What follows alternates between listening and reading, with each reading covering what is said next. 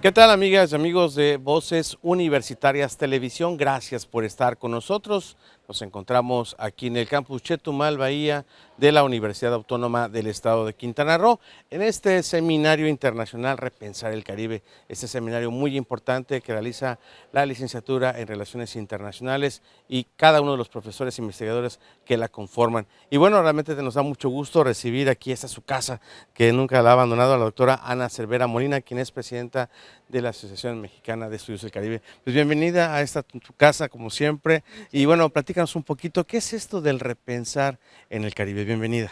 Muchas gracias. Pues bueno, repensar el Caribe implica, hace 30 años, hace 40 años, había una urgencia de problematizar la región desde el giro justamente de los estudios regionales.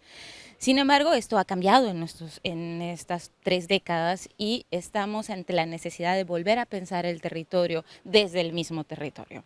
En este sentido, también los actores están cambiando, las dinámicas económicas están cambiando y si bien hablo desde el punto de la MEC y también de mi propia investigación, si bien hace 30 años habíamos empezado a resolver algunas problemáticas propias de los espacios, hoy ya se necesita repensar esas estructuras y repensarlas para responder a las necesidades actuales, a las crisis actuales y a los nuevos actores que están habiendo justamente en este cambio de políticas internacionales.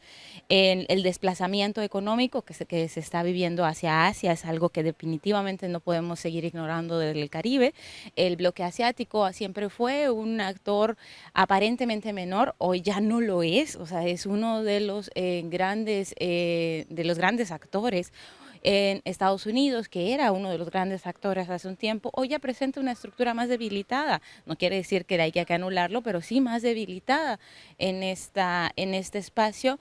Y el Caribe vuelve a ser, como siempre ha sido en su visión pendular, porque de pronto interesa y luego deja de interesar y vuelve a interesar, y siempre hay esta en existencia y estos intereses en los espacios caribeños por su aparente fragilidad ante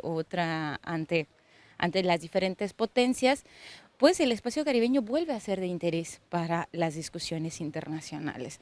Y vuelve a ser de interés ya no por los mismos temas, pero con otros elementos que son importantes, como el caso de las migraciones centroamericanas, como el caso de los flujos de capitales, pero también hay todo un elemento que debemos considerar, como son la violencia, el narcotráfico, etcétera, ¿no? Entonces hay una necesidad urgente de que se actualicen, que dialoguemos, que las diferentes áreas de las ciencias sociales y las humanidades se pongan a trabajar en conjunto para entender esta región tan compleja, pero a la vez con tantas redes y tanto espacio de confluencia. La verdad es que celebramos muchísimo, no solo desde la MEC, sino también desde otras asociaciones que nos dedicamos al estudio del Caribe, la creación de este laboratorio o el impulso de este laboratorio sobre estudios del Caribe que se está dando en Chetumal, que me parece además un ejercicio por demás necesario que sea en Chetumal quien impulse este ejercicio, puesto que siempre ha sido un nodo de representación importante, ¿no?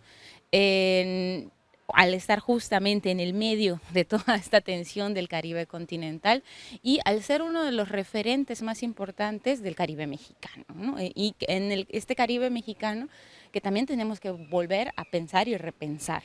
El Caribe mexicano no solamente es Cancún y sus playas, no es Tulum y su visión paradisiaca de islas y arenas blancas, sino es un espacio vivo de confluencia donde hay una gran diversidad de actores étnicos, de actores sociales, de actores políticos que están interconectándose en diferentes elementos y a diferentes niveles, ¿no? Entonces hay que volver a problematizar cómo está interactuando o desde qué puntos están interactuando por ejemplo, los grupos indígenas. Tenemos ya, hoy por hoy, por primera vez en mucho tiempo en la historia, tenemos un bloque de intelectuales mayas formados en las universidades, graduados de las universidades, con posgrados, que son capaces y están generando metodologías, teorías y elementos para hablar y caracterizar el propio territorio. Entonces, por primera vez en muchos años, en mucho tiempo, tenemos un capital humano capaz de comprender desde la región a la propia región, ¿no? Entonces, creo que esta es una urgencia muy, muy importante y que tenemos que puntualizar, de comprender el Caribe desde el Caribe y por los propios caribeños. Y en ese sentido, el Caribe mexicano pues no puede estar excluido de esa dimensión, y los intelectuales que nos encargamos del Caribe mexicano, de comprender el Caribe e interactuar desde el Caribe mexicano, pues tenemos esa necesidad de compromiso ético de sumarnos a este ejercicio de repensar. Entonces el Caribe hoy por hoy como región hay que repensarlo desde sus diferentes nodos, y celebro mucho que justamente este seminario sea esa intención de repensar, dialogar y volver a hablar de esos temas aparentemente superados, pero que la realidad nos demuestra que no es que se superaron, es que cambiaron y hay que volver a entenderlos y volver a hablar de ello. O sea, un tema no se agota solo porque la academia lo decidió, ¿no? O sea, va más allá de eso. Así es, pero la verdad que nos has explicado muy ampliamente de lo que es esta región de nuestro país, que realmente a veces poco sabemos o conocemos, quienes a lo mejor vivimos en el centro o en el norte del país, que es una realidad completamente diferente, esta zona sur de nuestro estado, esta frontera también con nuestros amigos beliceños, que también es otra frontera que compartimos y que también comparte parte del Caribe. Desde tu punto de vista, perspectiva, ¿cómo deberían de ser estas relaciones bilaterales entre diferentes países que cada uno tiene sus propias coyunturas y problemáticas, entre ellas, por ejemplo, Haití, Puerto Rico, las Bermudas, o sea, todas esas regiones e islas que están un tanto lejanas a kilómetros en este perdido gran mar caribeño, pero cómo es que debemos de trabajarlas y hacer unión para poder fortalecerlas y también en un momento de resolver conflictos como la pobreza y la desigualdad entre ellas? Ok, bueno, es un escenario muy complejo, ¿no? O sea, la unión regional es algo a lo que todos aspiramos, ¿no? Desde Bolívar y todos aspiramos y los latinoamericanistas aspiraban a esta unión regional. Lo que hoy por hoy entendemos es que las identidades regionales propias de la vinculación directamente con el territorio no están o no se contradicen necesariamente con la necesidad de una unión regional en términos políticos, ¿no? Entonces, a veces creemos, y es una de las falacias de los discursos políticos, que el delimitar una frontera y pintar una rayita ya hace que la gente automáticamente sea distinta de un lado o del otro, ¿no? Eso no es así. La gente sigue conservando una serie de valores culturales y sociales que la van vinculando, ¿no? Y en el caso específico, por ejemplo, del Caribe mexicano, se presenta como un discurso de la excepcionalidad en el resto de México. México es un país enorme, muy diverso, con una gran cantidad de representaciones de todo tipo y de devenires históricos particulares inmensos, ¿no? De ahí que en los 80s y los 90s el regionalismo o el giro regional empezara a darnos herramientas para entender esa diversidad, ¿no?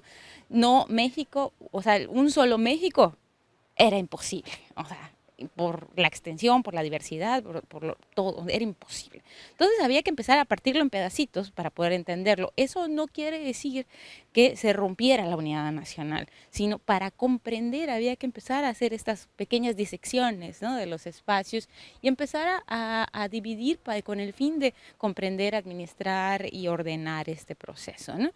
Desafortunadamente hay discursos que predominan sobre otros, ¿no? Y uno de ellos, por ejemplo, es que en todas las fronteras se comportan igual, aunque tengan elementos en común, ¿no? O los espacios fronterizos se comportan igual, porque tienen elementos en común, que es esta noción de lo liminar, ¿no? Del fin o del límite o del inicio de otra cosa, ¿no? Y lo que vemos es que no, la frontera norte tiene una dinámica propia de las personas que las atraviesa, de los elementos que las atraviesan y de los gobiernos en los que están involucrados, que son distintas a la frontera norte, a la frontera sur.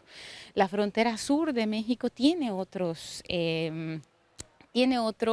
particularidades, tiene otra historia, tiene otra calidad en términos de las relaciones de sus individuos, aunque compartan esta noción liminar con otros países. De entrada, a diferencia de Estados Unidos, o en la frontera norte con Estados Unidos, la frontera sur se divide en dos grandes bloques con dos países en el bloque centroamericano.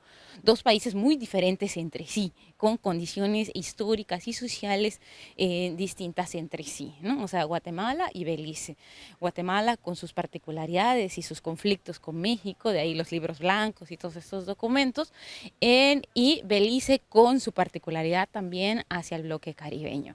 Y lo que podemos observar también es que hay una subdivisión dentro de esta idea, o una subdivisión regional dentro de esta idea del Caribe, y dentro del Caribe hay muchos Caribes en esta dimensión. Esto no significa que no pueda haber una unidad regional a nivel todo el espacio Caribe, porque compartimos problemas en común. Uno de ellos, y apunto a la conferencia inaugural de ayer del doctor Armando Lampe, que también fue no solo un intenso colaborador de la UCRO, sino también un gran pensador desde hace mucho tiempo, desde Chetumal, a pesar de ser de Aruba, en esta dimensión, que tiene que ver con la problematización de la región y de los problemas que tiene la región, pero a la vez también tiene que ver con esta capacidad que tenemos los caribeños para identificarnos y reconocernos en este proceso. Entonces, pues bueno, el Caribe mexicano perfectamente participa de la misma dinámica cultural que el Caribe insular, que las islas, etcétera, pero tenemos esta gran diversidad y esta capacidad y esta plasticidad que dan estos espacios liminares de ser lo uno entre lo diverso, ¿no? O sea, en esta dimensión.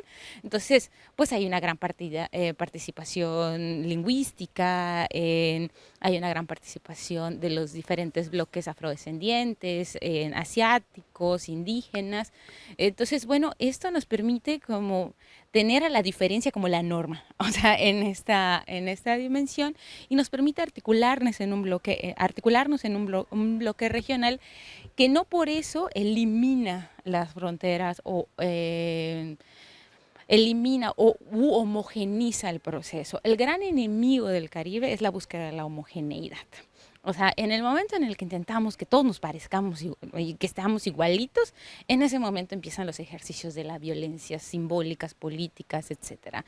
Porque en el momento en el que intentamos que los cuerpos diversos se vean de una sola manera o de los escenarios diversos se vean de una sola manera, empiezan los problemas y bueno, en un lugar donde la diversidad es la norma, pues no está exento de problemas en esta dimensión.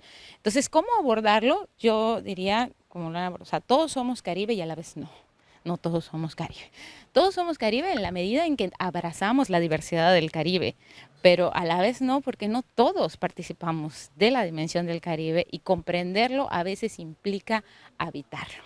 Y en el momento en el que lo habitas, empiezas a entender cómo es posible que pueda haber, por ejemplo, una relación trilingüe entre los habitantes maya, español e inglés, por ejemplo, como pasa en el norte de Belice. O cómo es posible que los niños crezcan en una multiplicidad racial y cultural que es natural para ellos, en donde no se percibe eso, que en otros lugares sería un caso excepcional, ¿no? O sea, para nosotros no. La excepción es la norma en ese sentido. Pues, doctora Ana Cervera, que ha sido un placer escucharte y hablar sobre este repensamiento hacia el Caribe mexicano. Enhorabuena y muchas felicidades por estar aquí con nosotros en la cuenta. Muchas gracias. Y bueno, hacemos una pausa. Seguimos con más aquí en Voces Universitarias Televisión.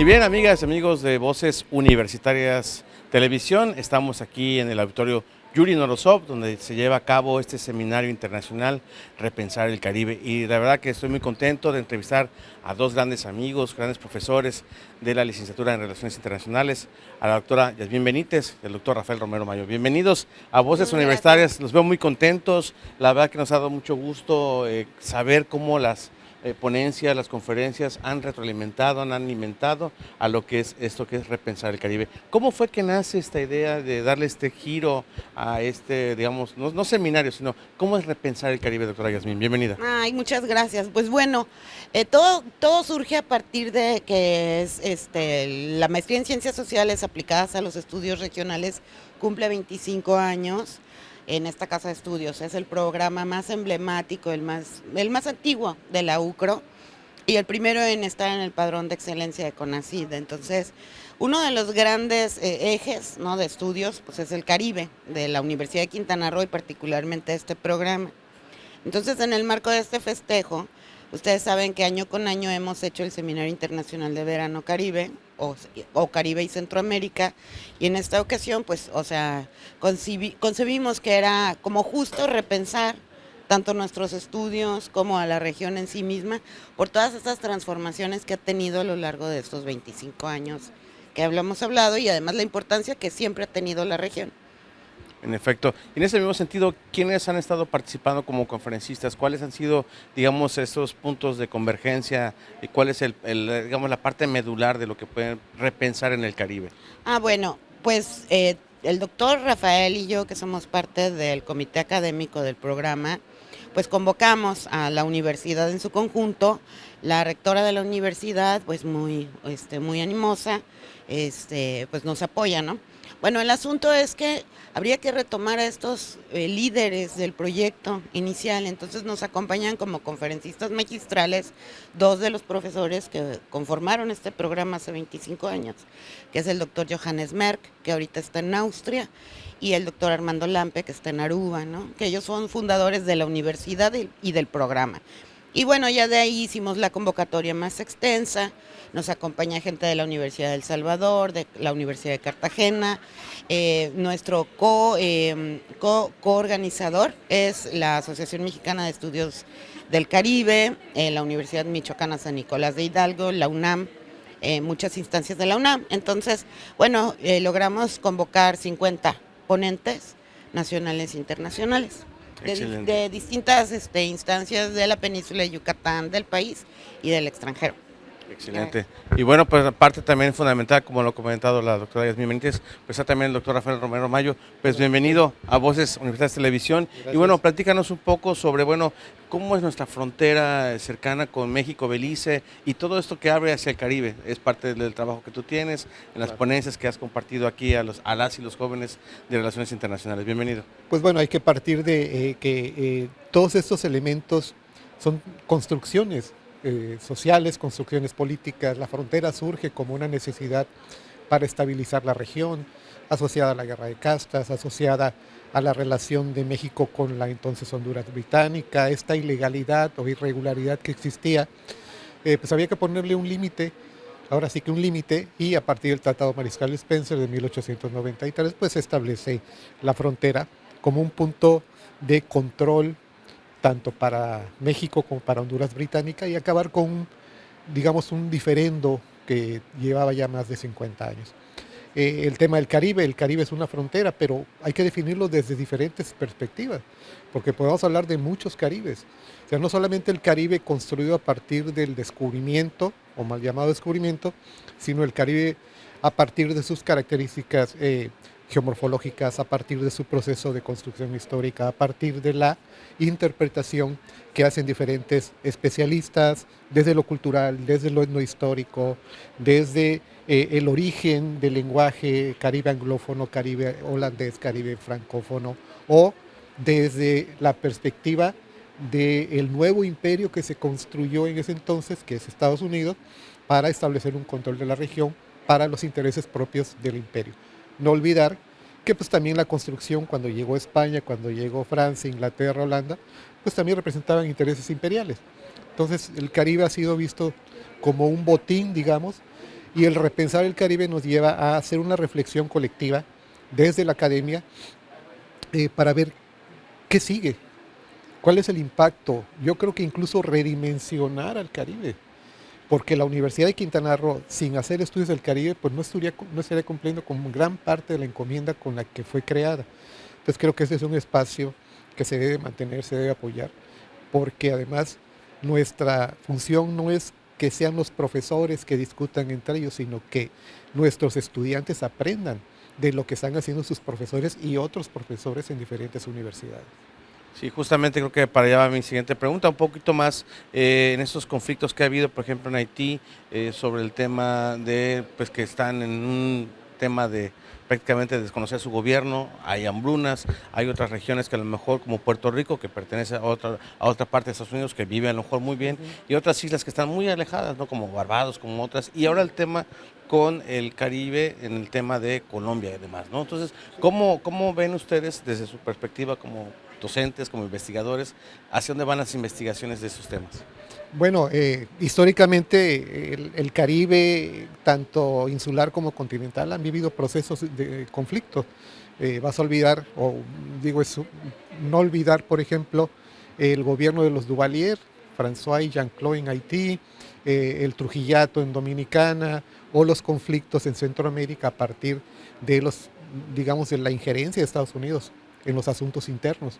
Es decir, quito la democracia porque me estorba y establezco un sistema que yo pueda controlar en función del interés sobre la región, ¿no? Entonces son algunos ejemplos, se ha discutido, se ha mencionado, porque la historia lo registró y es importante no perder la memoria histórica.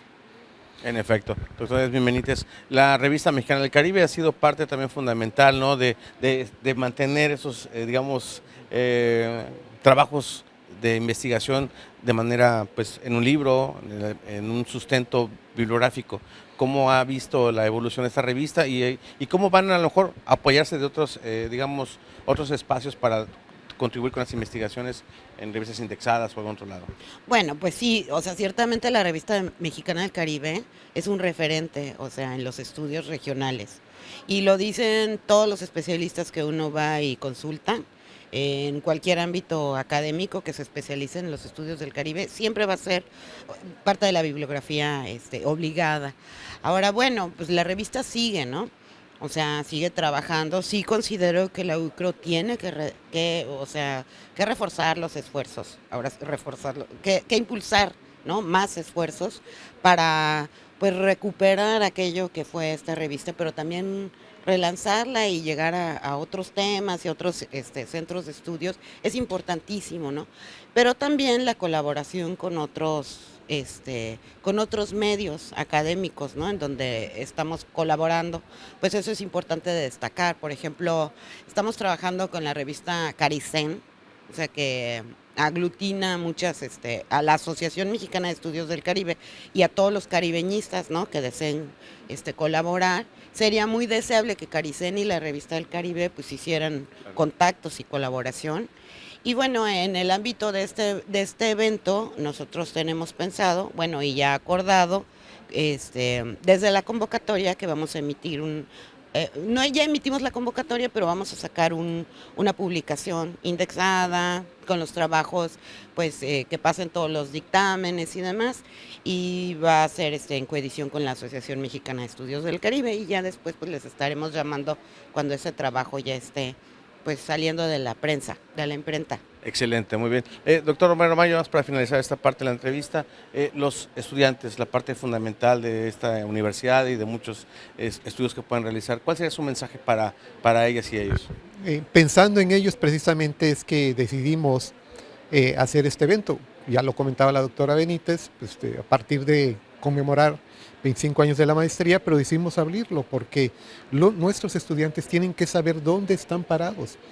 Tienen que saber que esto es una frontera, Quintana Roo es una frontera, pero es una frontera hacia Belice, es una frontera no solamente a partir del río Hondo, sino a partir de la península de Xcalac, pero además tenemos al Caribe como gran frontera, es un abanico. Tenemos la región sur-sureste, tenemos esta relación cercana con Estados Unidos geográficamente hablando. Entonces, la posición, y hacia Centroamérica desde luego, y creo que nuestros estudiantes tienen que saber qué está pasando en la región y cómo pueden ellos contribuir desde sus disciplinas a atender o a investigar sobre los problemas de la región. Excelente, pues sin duda alguna están en una de las mejores carreras que tiene nuestra universidad, la licenciatura en Relaciones Internacionales. Doctor Rafael Romayo, muchas gracias. Doctora Edmil Benítez, enhorabuena y muchas felicidades, que sean muchos años más de los logros que puedan presentar aquí a la comunidad universitaria. Esto fue Voces Universitarias Televisión.